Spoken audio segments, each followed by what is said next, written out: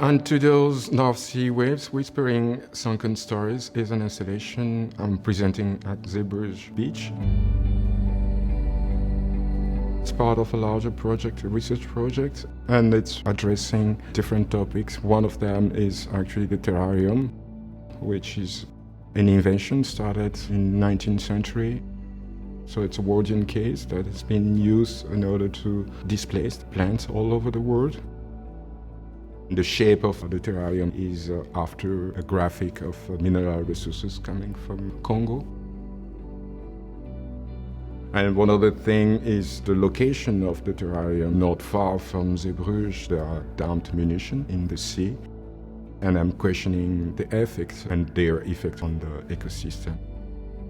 This interest also asked me to refer to the silence that it's been constructing around the colonial history. Another thing connected to the terrarium is the QR code that a visitor gives them access to the sound of one of the 32 Congolese soldiers who were involved in the First World War and were kept prisoners by Germans. So this is a way of whispering remembrance of what it's not been told.